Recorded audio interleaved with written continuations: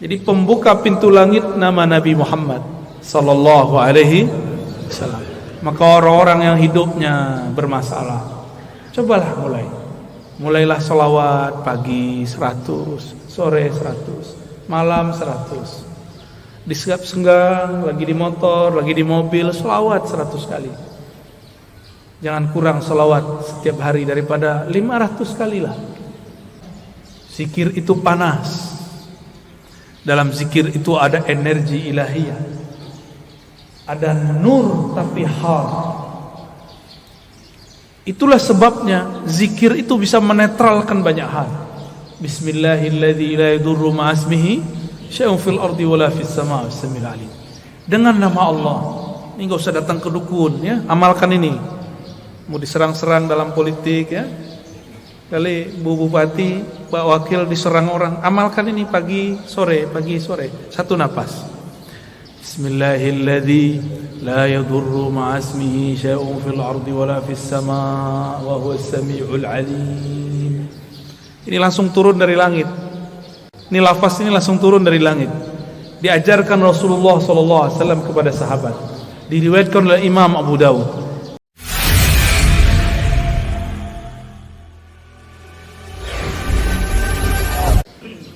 Alhamdulillahilladzi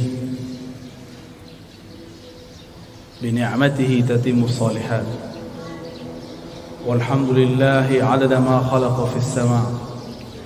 Walhamdulillahi 'adada ma khalaqa fil ard.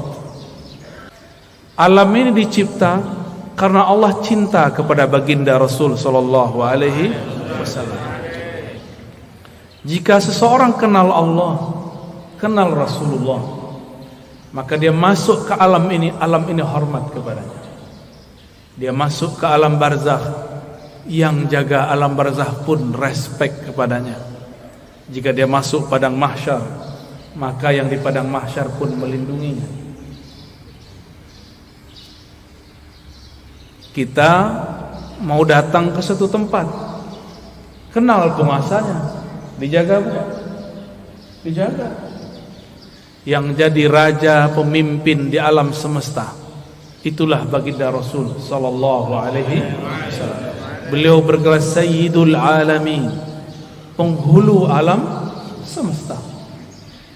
Apabila saya kenal Rasulullah sallallahu alaihi wasallam, maka ketika di alam barzakh Rasulullah lah yang menyambut.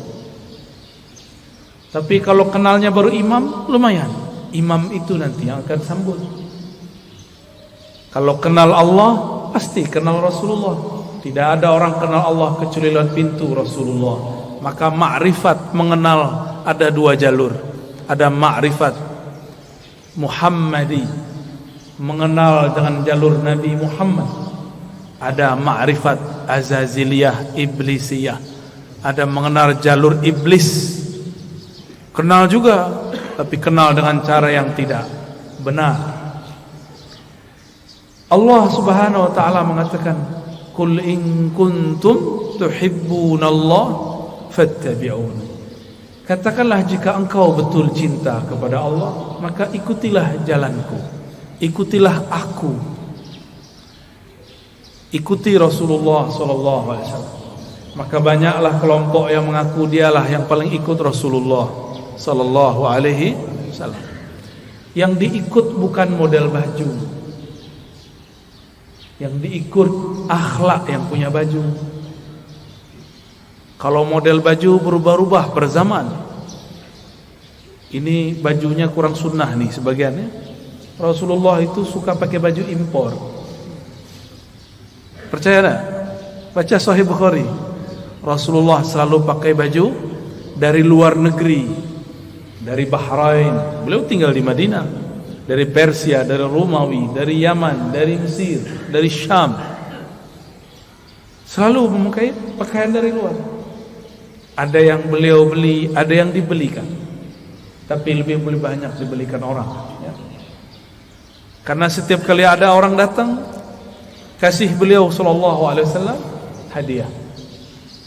Bahkan dalam hadis yang sangat masyhur, ada seseorang memberi hadiah kepada Nabi sallallahu alaihi wasallam. Baru saja dipakai, tiba-tiba ada yang angkat tangan. Wahai Rasulullah, demi Allah, berilah aku jubah yang engkau pakai. Hadis riwayat Imam Muslim. Rasulullah tolak. Rasulullah itu Abul Arwah, Abul Alamin, bapaknya alam semesta. Karena beliaulah alam ini Allah cipta. Maka jika ada anak-anaknya minta, tidak mungkin beliau tolak. Bukan saja manusia, semua yang di alam ini meminta pasti beliau terima. Maka beliau mengatakan, baik, diamlah sebentar, biar aku pakai dulu, biar senang dulu yang memberi. Kira-kira begitu kalau dia maknai. Nabi mengatakan, diam sejenak, aku pakai dulu. Dipakai sebentar, berpindahlah keharuman beliau sebagian kepada jubah itu. Baru beliau memberikan kepada orang itu. Tapi setelah itu ribut, sahabat-sahabat marah kepada yang meminta. Tapi apa kata yang meminta? Tahukah kalian untuk apa aku meminta ini? Aku meminta jubah Rasulullah untuk menjadi kain kafanku jika aku masuk kubur. Jadi beliau ingin dapat bau Rasulullah sallallahu alaihi wasallam. Keharuman Nabi tercium sampai ke langit. Beliau baru lahir, disambut oleh semua malaikat. Beliau lagi main-main, diinteli, disorot oleh malaikat-malaikat. Mereka ingin pastikan, inikah orang yang harum itu? Begitulah kata Jabir ibn Samurah, Anas bin Malik, dan sahabat-sahabat yang lain. Tidaklah Nabi melewati satu tempat, melainkan tempat itu ada harum Rasulullah di sana. Ketika Nabi pergi, harumnya masih tersisa. Sallallahu alaihi wasallam. Itulah sebabnya Imam Malik, guru dari imam kita Muhammad bin Idris Asy-Syafi'i, jika beliau masuk kota Madinah, beliau langsung lepaskan sendalnya dan berjalan di bawah, tidak menggunakan kendaraan apapun. Lalu orang-orang bertanya, itu raja-raja masih naik kendaraan, kenapa engkau nyeker jalan kaki? Apa jawaban Imam Malik yang wafat 179 Hijriah? Sudah jauh setelah Rasulullah, tidak bertemu fisik Rasulullah sallallahu alaihi wasallam. Apa kata beliau? Aku malu di mana ditaruh wajah Malik. Dia berjalan dengan kakinya yang gagah di atas kendaraannya yang megah, tapi di bawah tanah ada jasad Rasulullah sallallahu alaihi wasallam. Oleh karena itu, Allah muliakan Imam Malik bin Anas dengan memandang Rasulullah setiap kali dia tidur. Ma bittu lailan illa wa ra'aitu an-nabiyya sallallahu alaihi wasallam. Tidaklah aku tidur melainkan aku bermimpi memandang Rasul sallallahu alaihi wasallam. Berdasarkan hadis ini, riwayat-riwayat ini dan kisah Imam Malik, orang-orang semuanya beradab kepada Rasulullah. Suatu kali Rasulullah SAW berganti mimbar. Tadinya bersandar di pohon pelepah atau belahan-belahan pohon kurma. Tiba-tiba ada orang Rum, orang Syam. Mereka baru datang ke Madinah, tapi langsung masuk Islam. Ahli mebel, tahu mebel ya? Dia bisa buat mimbar Rasulullah. Ini termasuk mimbar, ini mimbar namanya. Ini bukan panggung, tapi mimbar cuma kegedean. Ya. Lalu Nabi naiklah ke atas mimbar. Ketika Nabi memulai mau mengajar di atas mimbar, tiba-tiba beliau dan para sahabat mendengarkan suara seperti orang merindu, seperti pengantar dari pembawa acara kita yang sangat merindukan Rasul sallallahu alaihi wasallam. Ternyata suara dilihat tidak ada anak-anak, tidak ada orang-orang, tidak ada siapapun yang menangis. Rasulullah mengerti, maka beliau mengatakan, yang menangis itu pohon kayu yang aku jadikan sandaran. Sekarang aku tinggal karena ada mimbar yang baru. Maka beliau turun sejenak. Itu tiang pohon dielus-elus, hanna hanina. Dia sedang merindu kepada Rasulullah, ditinggal oleh Rasulullah. Maka Nabi ajak dia ngobrol. Kamu pilih bersamaku atau masuk surga? Kalau kita ditanya begitu, maunya apa? Masuk surga. Samalah dengan kayu. Kata si kayu, masuk surga wahai Rasulullah. Ya, tinggian dikit daripada onta ya. Kalau onta datang kepada Rasulullah ngaku masalah perut, punggungnya sakit, ngadu kepada Rasul, mengadukan perasaan perut dan punggungnya yang berat. Lain dengan si pohon, dia mengadukan masalah, ingin selalu jadi sandaran Rasul. Nabi kasih kesempatan, bersamaku atau surga? Jawabannya apa? Ya, kalau si pohon jawabnya apa? Kayu bilangnya apa? Surga, karena kayu tidak punya akal. Kalau kayu punya akal, dia akan jawab bersama engkau wahai Rasulullah. Ya, jadi yang berhati kayu minta surga dia ya. Berarti di dalam kayu ada ruh yang merindu. Tidak mungkin kayu bisa nangis jika tidak ada ruh di dalamnya. Maka di sini ada ruh. Ada ruh. Di alam semesta ada ruh. Kalau bahasa kawan-kawan ilmu pengetahuan, ada energi. Di alam semesta ini bertebaran energi-energi yang aktif. Elektromagnetik kata orang, dan itu tarik menarik. Apa yang membuat dia paling tertarik? Yaitu sosok baginda Rasul sallallahu alaihi wasallam, atau siapapun yang terhubung kepada Rasulullah sallallahu alaihi wasallam. Maka datanglah seseorang kepada baginda Rasul sallallahu alaihi wasallam, minta izin untuk cium tangan dan kakinya. Ada lagi orang datang karena tidak ada Rasulullah, Rasulullah sudah dikubur. Maka datanglah kepada khadam Rasulullah, pelayan Rasulullah, Sayyidina Anas. Orang ini mengatakan, ya Anas, manakah mata yang dulu mata itu memandang Rasulullah? Izinkan aku mengecup matamu. Ada lagi yang datang kepada Jabir, datang kepada sahabat-sahabat lain, mengatakan, manakah tangan yang dulu tangan engkau pernah bersentuhan dengan tangan Rasulullah sallallahu alaihi wasallam? Izinkan aku mengecupnya, memegangnya. Begitu dulu mereka merindukan Rasulullah sallallahu alaihi wasallam, yang tidak dapat memandangnya, memegangnya. Maka pandanglah siapa yang pernah memandangnya sallallahu alaihi wasallam. Tiadalah mukmin memandang Rasul sallallahu alaihi wasallam kecuali bertambah cintanya. Tiadalah kafir memandang Nabi kecuali bertambah kufurnya.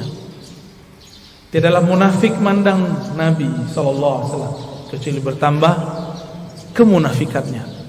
Maka memandang Nabi pun bukan tanda orang itu selamat. Dengan apa dia memandang? Abu Jahal pandang Muhammad bin Abdullah atau Muhammad Rasulullah. Siapa yang dipandang oleh Abu Jahal, Abu Lahab? Muhammad bin Muhammad, anak saudaraku. Dia tidak pandang Muhammad Rasulullah sallallahu alaihi wasallam. Satu kali Jabir ibn Samurah diajak jalan-jalan oleh Rasulullah sallallahu alaihi wasallam. Sampailah di satu tempat. Tiba-tiba ada seorang ibu-ibu membawakan anak kecil, mengatakan, wahai Rasulullah, anakku diganggu jin setiap hari. Lalu Nabi cukup pegang dada itu si anak, ditepuk-tepuk. Wahai musuh Allah, keluarlah. Ya aduwallah ukhruj. Cuma begitu beliau meruqyah, keluar itu setan. Kalau kita sudah baca Al-Baqarah, sudah khatam, enggak keluar-keluar jinnya. Ya, sahih. Belum ayat kursi. Apa yang salah? Bukan ayat kursinya kurang sakti, kau kurang yakin. Itu masalahnya. Rasulullah SAW sumber keyakinan, maka tidak perlu baca-baca. Beliaulah Al-Quran yang berjalan. Ketika Sayyidah Aisyah mengatakan akhlaknya Rasulullah adalah Quran, berarti Rasulullahnya apa? Jika akhlaknya Quran, sifatnya apa? Jika akhlaknya Quran, namanya apa? Jika akhlaknya Quran, zatnya apa? Yang punya akhlak itu dirinya siapa? Tentulah ia hakikat dari Al-Quran itu sendiri. Maka jika Rasulullah meruqyah orang cukup sentuh hilang. Kita sudah hembus 10 kali enggak hilang-hilang, karena merasa pintar, ya. Tidak melalui Rasulullah sallallahu alaihi wasallam. Dulu ada makhluk paling hebat di langit dan kemudian menjadi penguasa surga. Dia bergelar Harisul Jannah atau Khazinul Jannah, pemegang kunci surga. Sayang tidak pernah solawat kepada Rasulullah sallallahu alaihi wasallam. Bagaimana dia mau solawat? Ternyata kadang-kadang orang itu diuji dengan orang yang paling dia benci. Iblis diuji untuk solawat kepada makhluk keturunan dari orang yang dia paling benci. Siapa yang paling dia benci? Nabi Adam. Nabi Adam punya keturunan namanya Muhammad bin Adam. Masih ingat kisah Nabi Musa didatangi iblis? Ya. Apa kata si iblis? Musa, aku mau tobat nih. Jadi iblis pernah sadar sebentar, ya. Itu sadarnya iblis pertama kali. Mus, mau tobat nih, gimana nih? Apa kata Nabi Musa? Oh, gampang. Nih saya tunjukin jalannya. Dulu perintah yang disuruh kepada engkau masih berlaku. Apa itu? Sujudlah kepada Adam. Tuh, saya tunjukkan pintu kuburnya. Sujudlah kepadanya. Iblis matanya langsung nyala. Dia bentak Nabi Musa. Musa, engkau main-main. Dia hidup pun aku tidak sujud, apalagi sudah bau tanah. Tambah sombongnya. Maka tidaklah setiap hari memandang iblis kepada kekasih Allah kecuali bertambah kekufurannya. Aba wastakbara wa kana minal kafirin. Enggan, sombong, dan dia selalu kafir. Maka kana di situ bahasa Arab yadullu ala tsubut wal dawam, menunjukkan itu tetap dan selalu begitu. Maka kana tidak berarti selalu pasten, dia telah, tapi dia selalu. Maka jika ada orang yang cuma mengajarkan zikir, hati-hati. Pasti sesat. Pasti sesat. Zikir itu panas. Dalam zikir itu ada energi ilahiyah. Ada nur tapi har.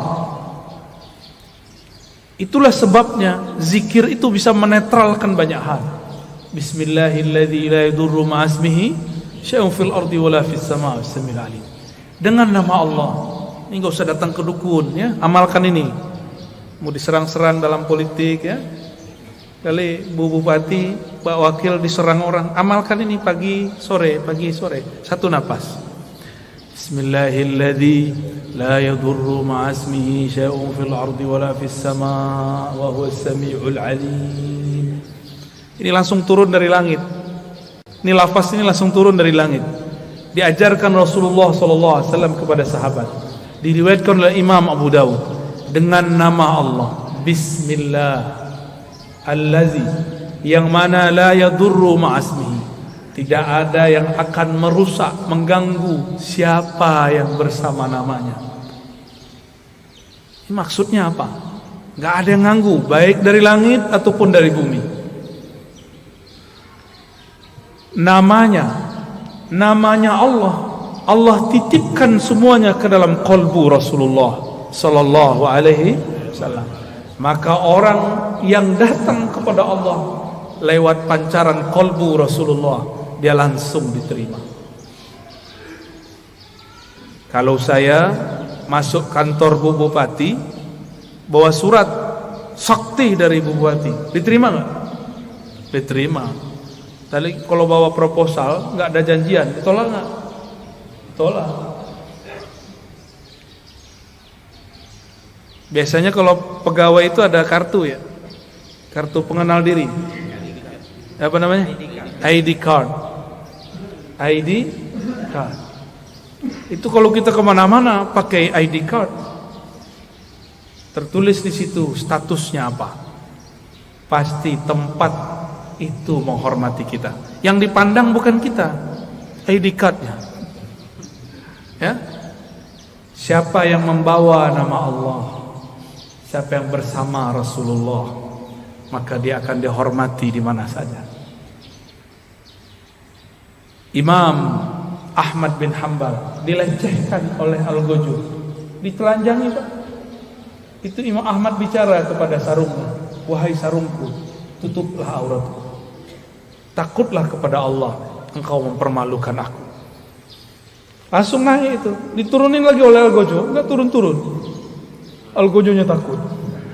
Mulai Al-Ghajjulnya takut Pak. Ayah Buya Hamka mau dirampok oleh penyamun dulu di tengah jalan. Dulu kan belum ada PJR ya, belum ada polisi ngawal kalau ustadz jalan ya. Dulu ayah dari Buya Hamka namanya Syekh Abdul Karim Amrullah mau dirampok, mau dibunuh oleh penyamun. Terus beliau bilang, tunggu sebentar saya baca surat Yasin dulu. Yasin itu nama siapa? Nama Rasulullah SAW. Terus ada teknik membacanya. Selesai baca Yasin, itu orang sudah sujud-sujud. Maafkan saya lah, bingung beliau. Ternyata ini orang melihat sesuatu ketika Syekh Abdul Karim membaca surat Yasin. Bisa begitu Pak, tapi kalau Bapak yang baca nggak ada yang aneh. Baik. Rasulullah sallallahu alaihi wasallam dielu-elukan namanya baik di langit ataupun di bumi. Coba lihat, Sayyidina Jibril bolak-balik naik langit. Tapi setiap kali sampai di langit pertama selalu ditanya, "Man anta?" Ente siapa? Itu Jibril. Jibril langsung bilang, "Saya orang yang bawa risalah Nabi Muhammad." Dibuka langsung. Sebut nama Nabi, buka langsung. Jadi pembuka pintu langit nama Nabi Muhammad sallallahu alaihi wasallam. Maka orang-orang yang hidupnya bermasalah, cobalah mulailah selawat pagi 100, sore 100, malam 100. Di senggang, lagi di motor, lagi di mobil, selawat 100 kali. Jangan kurang selawat setiap hari daripada 500 kali lah. Sembari bekerja, sembari bergerak. Apa susahnya? Kenapa bersosial media tidak susah? Tapi bersosial media dengan Rasulullah susah. Kenapa kita mau jemput rezeki? Pada rezeki itu ada berkah Nabi sallallahu alaihi wasallam. Rezeki terbesar umat adalah lahirnya Rasulullah sallallahu alaihi wasallam. Suatu kali Uwais Al-Qarni hendak pergi haji. Tiba-tiba ibunya mengatakan, "Wahai Uwais, jika engkau pergi, dengan siapa ibumu?" Kata Uwais, "Baiklah ibunda, tapi tunggu sebentar, aku berikan semua perbekalanku kepada temanku yang sedang merindukan Rasulullah. Tapi dia tidak punya bekal, orang tuanya sudah tidak ada. Dihantarkanlah kepada orang itu. Entah dapat apa rasanya. Orang-orang berangkat, dia tidak bisa berangkat. Teman-temannya Uwais dan teman-temannya semua berangkat, orang ini enggak berangkat. Tiba-tiba Uwais ketuk pintu mengatakan, "Wahai Tuan, wahai sahabatku, ini semua bekalku, aku berikan kepada engkau." Orang ini lagi sujud, ingin berangkat tapi tidak punya uang, ingin berangkat tidak punya kendaraan. Apa yang dia rasakan? Lalu dia bertanya, "Lalu engkau bagaimana wahai Uwais?" "Aku masih punya ibu. Jika rindu Rasul sallallahu alaihi wasallam harus merawat ibu. Orang yang rindu Rasulullah tidak hormat kepada ayah ibunya, batal cintanya. Orang cium tangan guru tapi tidak cium tangan ayah ibunya, batal cium tangannya. Orang yang ziarah ke ulama tapi tidak ziarah ke ayah ibunya, batal cintanya kepada ulama. Betapa aneh sekarang, banyak orang baik ke gurunya tapi membentak ayah ibunya. Aneh. Masih punya ibu sebagian besar, ayah nanti pulang cium tangannya, ya. Baca sholawat ketika mencium tangannya. Semoga Allah ridha melalui ini. Dan pasti ridha. Ridha Allah itulah kunci dalam tangan ini. Kenapa disebut ibu dan ayah itu kunci ridha Allah? Ridha Allah fi ridhal walidain. Karena merekalah kita ada secara fisik, secara ruhani kita ada karena ruhaniah Rasulullah. Maka Rasulullah Nur Muhammad, ruhnya disebut Ahmad, disebut Ummul Arwah, induknya semua ruh. Muhammad nurnya disebut Abul Arwah, bapaknya semua ruh. Ini cuma istilah bahwa segala satu bersumber darinya.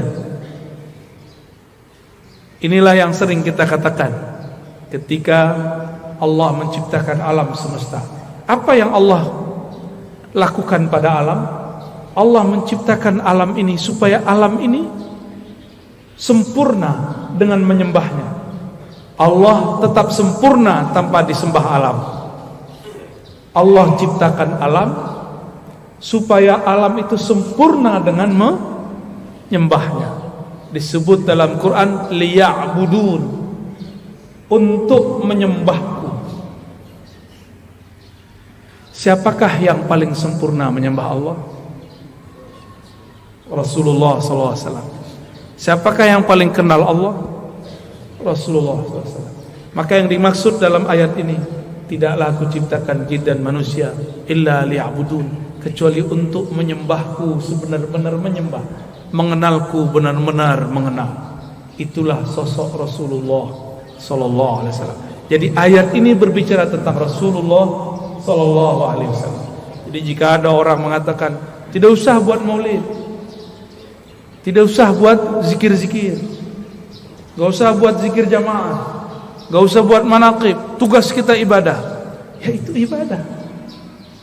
Dan ibadah yang paling tinggi adalah as-salawat ala nabi sallallahu alaihi wasallam. Ini saya ulang-ulang ya, supaya masuk ke alam sadar kita dan alam bawah sadar kita. Allah sholat nggak? Allah sholat nggak? Allah tadi sholat subuh nggak? Nggak. Saya ulang yang kenceng dong. Allah sholat nggak? Allah haji nggak? Allah puasa nggak? Allah sedekah nggak? Tapi Allah bersalat. Innallaha malaikatahu yusholluna 'alan nabi. Jadi sebelum ada salatnya kita, Allah sudah salawat kepada Nabi.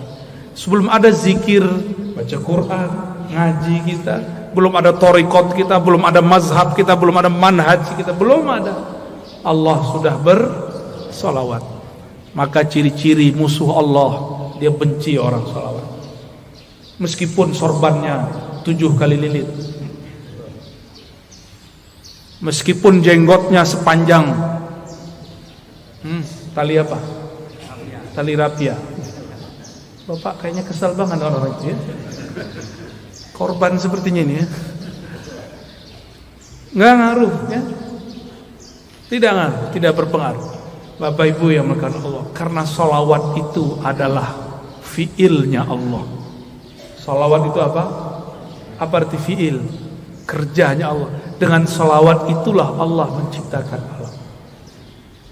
Sholawat itu artinya cinta dan kasih sayang. Maka kalau kita salawat, Allahumma salli ala sayyidina Muhammad, apa artinya? Ya Allah, sampaikan cinta, salam, kasih sayang kepada baginda Nabi Muhammad.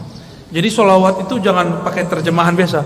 Ya Allah beri sholawat ke Nabi Muhammad. Itu bukan memaknai, itu namanya translate, menterjemah. Bersolawatlah dengan rasa. Bersolawat dengan rasa. Kita mengatakan, Ya Allah, baligh salami wa salati ala sayyidina Rasulullah. Sampaikan salamku, rinduku, cintaku kepada Rasulullah sallallahu alaihi wasallam. Kalau sudah cinta, apapun yang disuruh, yang dimintanya, mau nggak? Dulu kita belum kenal orang, ngasih 500 aja susah. Sekarang sudah jadi pasangan, mau dia minta 5M, kalau ada kita kasih, kalau nggak ada sholawat. Jamaah subuh yang diberkahi Allah, bahkan subuh ini ada karena sholawat kepada Rasulullah Sallallahu Alaihi Wasallam. Was-subhi idza tanaffas. Begitu ayatnya. Demi waktu subuh yang berhembus, yang bernafas. Jika Allah tidak bernafas dengan salawatnya, maka bunyi nafasnya Allah salawat kepada Rasulullah Sallallahu Alaihi Wasallam. Maka niatkan hidup ini untuk bersalawat kepada Rasulullah. Inilah yang disebut takhallaqu bi akhlaqillah. Tirulah fiil-fiilnya Allah. Tirulah akhlaknya Allah. Allah itu mencipta alam dalam salawatnya karena cinta kepada Rasulnya. Maka beramallah karena cinta, bukan lagi buat maulid, buat manakib karena ada hajat. Pak Kiai, Pak Ustadz, doakan saya bisa beli apa? Beli rumah. Pak Kiai, doakan saya beli mobil. Pak Kiai, samalah kau dengan onta itu ya. Onta datang ke Nabi, ya Rasulullah, perutku lapar, tugasku banyak, tuanku nggak tahu diri. Onta datang nangis, yang dikadukannya bukan ya Allah Rasulullah, izinkan aku bersamamu, nggak ada dia ngomong begitu. Onta, paham onta? Si kayu ngomong, aku ingin di surga aja. Tapi beda dengan Abu Bakar, beda dengan Umar, beda dengan Utsman, beda dengan Ali. Mereka ingin jadi pintu-pintunya Rasul. Maka ujung dari pintunya Rasulullah, pintu terdekat Sayyidina Ali. Apa kata beliau? Aku kota ilmu, Ali lah pintunya. Maka tiada satu mazhab, satu manhaj, satu aliran, satu pemikiran yang sahih kecuali sanadnya bersambung kepada Sayyidina Ali. Tapi syaitan tidak tinggal diam. Dia buatlah, dia campur adukkanlah cinta kepada Ali dengan benci kepada sahabat. Namanya kelompok Rafidah, kelompok yang membenci sahabat Rasul Sallallahu Alaihi Wasallam. Ya, kita cinta Sayyidina Ali, cinta juga sahabat Rasul. Ini perbedaan kita dengan Syiah Rafidah. Mari berguru kepada orang bersanad, nanti bersambung kepada Sayyidina Ali. Lebih kurang itu pengantar rindu yang dapat saya sampaikan. Ya, di sela-sela rihlah. Rihlah artinya perjalanan. Dulu Rasulullah buat rihlah. Insyaallah kalau lain kesempatan kita teruskan. Ada tanya jawab? Baik, tafadhal.